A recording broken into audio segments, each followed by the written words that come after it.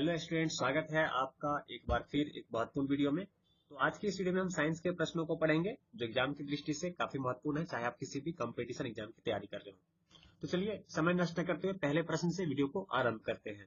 पहला प्रश्न कह रहा है कि विद्युत चुंबक किसके बनाए जाते हैं? तो ये नर्म लोहे के बनाए जाते हैं। काफी आसान प्रश्न था। अगले प्रश्न को देखते हैं। हाइड्रोजन की खोज किसने की थी? तो कैविंडस ने हाइड्रोजन की खोज की थी। वहीं अगला प्रश्न कह रहा है कि ऑक्सीकरण में इलेक्ट्रॉन क्या होता है? पृथक होता है। नेक्स्ट है कि 18 कैरेट सोने में सोने का प्रतिशत कितना होता है? तो जो 18 कैरेट सोना होता है उसमें गोल्ड का जो प्रतिशत होता है वो आपका 75% होता है। अगला प्रश्न है कि प्रोटीनहीनता जन्य रोग है, तो क्वासियोरकर जो होता है यह प्रोटीनहीनता से होने वाला रोग है। स्तनधारियों में तिल्ली का क्या कार्य होता है? तो यह एक रक्त उत्पादक उत्तक के रूप में कार्य करता है। अगला प्रश्न है कि डीएनए होता है, तो डीएनए क्या होता है? डाइऑक्सीराइबोज न्यूक्लिक एसिड होता है। अगला प्रश्न कह रहा है कि D2O क्या है? तो एक भारी जल है। हैवी वाटर में हाइड्रोजन के स्थान पर क्या होता है? तो ड्यूटीरियम होता है।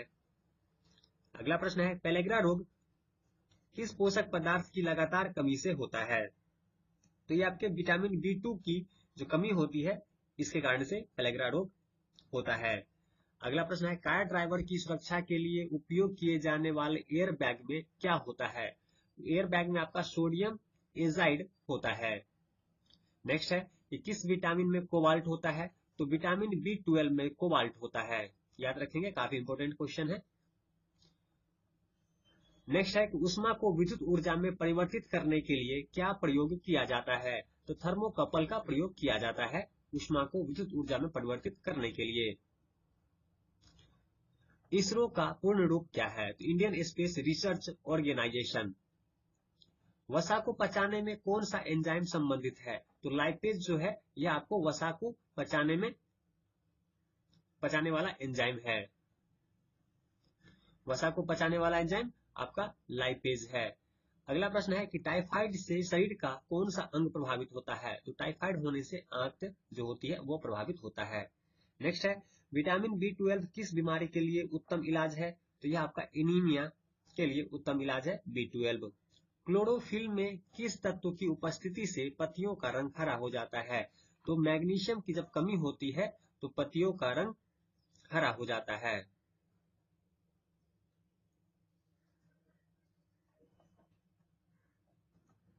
याद रखेंगे, क्लोरोफिल में किस तत्व की उपस्थिति से पत्तियों का रंग हरा हो जाता है? तो मैग्नीशियम की उपस्थिति के कारण जो है सो पत्तियों का रंग हरा होता है।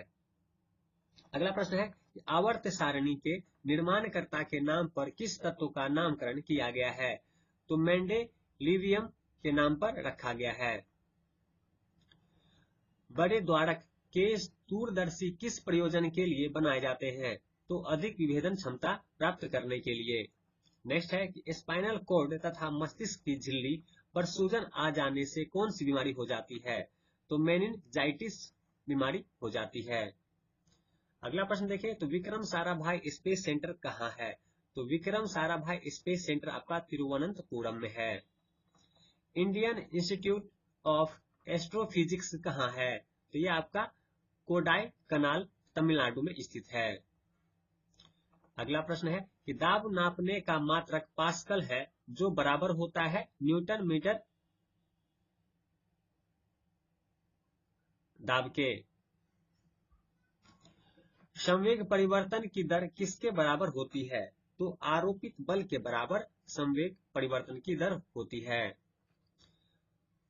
एयर कंडीशनर किसको नियंत्रित करता है? तो ताप तथा आर्द्रता को एयर कंडीशनर नियंत्रित करता है।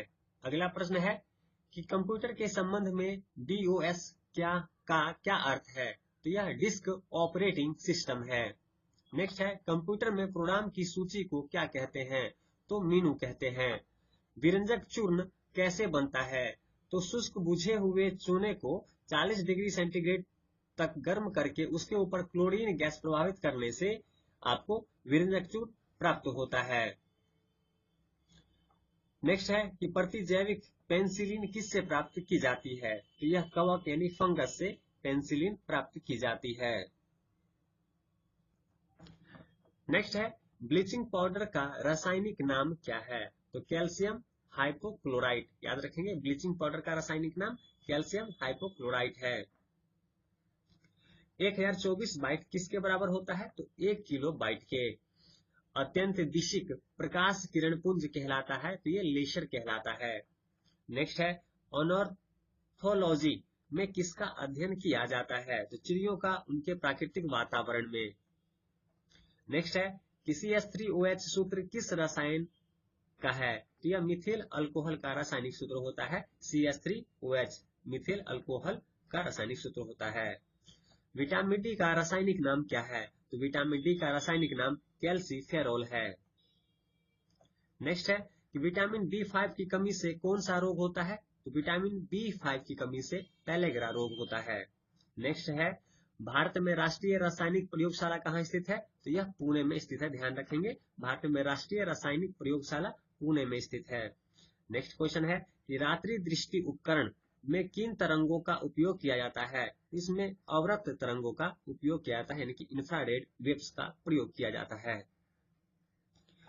बार किस भौतिक राशि का मात्रक है, तो यह आपका वायुमंडलीय दाब का मात्रक होता है बार। ठीक है, याद रखेंगे। भारी जल का अनुभार कितना होता है, तो भारी जल का जो अनुभार होता है वह 20 होता है। अगला प्रश्न है कि 80 किलोग्राम का एक व्यक्ति लिफ्ट में त्वरित गति से जा रहा है, यदि एकाएक लिफ्ट का केबल टूट जाए तो गिरते हुए व्यक्ति का भार क्या होगा, तो वह 0 हो जाएगा। नेक्स्ट है सूर्य के परितः पृथ्वी की भ्रमण गति कितनी है, तो याद रखेंगे सूर्य की जो परिक्रमा करने में पृथ्वी की भ्रमण गति है वह आपका 29.8 किलोमीटर प्रति सेकंड है। याद रखेंगे पृथ्वी सूर्य का परिक्रमा 29.8 किलोमीटर प्रति सेकंड के स्पीड से करती है। नेक्स्ट है यदि किसी रेडियो स्टेशन से 25 मीटर बैंड पर प्रसारण हो रहा है तो प्रसारण की आवृत्ति क्या होगी, तो 1.2 गुना 104 किलो हर्ट्ज।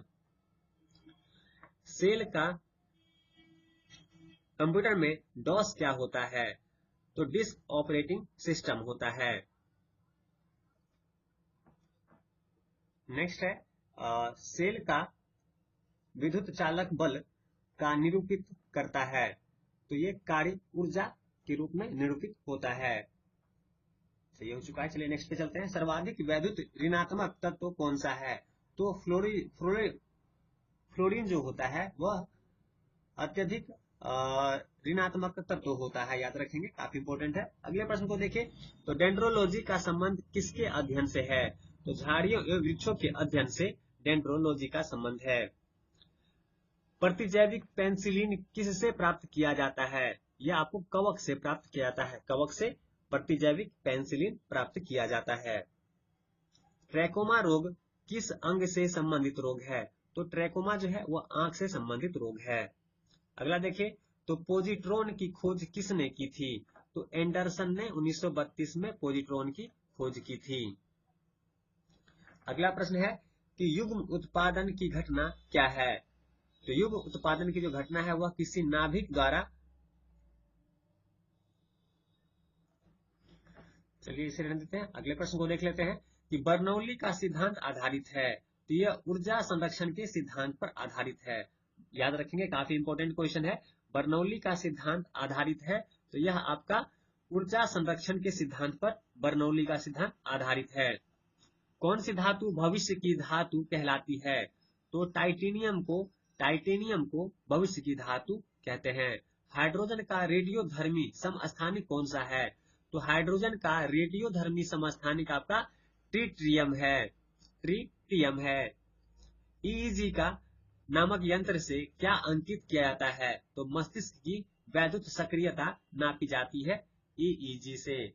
याद रखेंगे, इस वीडियो में हमने काफी इंपोर्टेंट क्वेश्चन किए हैं जो आप चाहे आप किसी भी एग्जाम की तैयारी कर रहे हो, किसी भी कंपटीशन एग्जाम की तैयारी कर रहे हो, यहाँ से आपको प्रश्न देखने को अवश्य मिलेगा। उम्मीद करता हूँ यह वीडियो आपने ध्यान से देखा होगा और आपको बहुत कुछ याद भी हो गया होगा। अगर एक बार में नहीं होता तो 1 से 2 बार देखेंगे या 2 से 3 बार देखेंगे वीडियो को, तो पूरे अच्छे से आप इसे पढ़ लेंगे, समझ लेंगे, आपको याद हो जाएगा। ऐसी महत्वपूर्ण वीडियो के साथ मिलते हैं अगले वीडियो में। तब तक चैनल को सब्सक्राइब कीजिए, वीडियो को लाइक कीजिए। तब तक वीडियो देखने के लिए आपका धन्यवाद।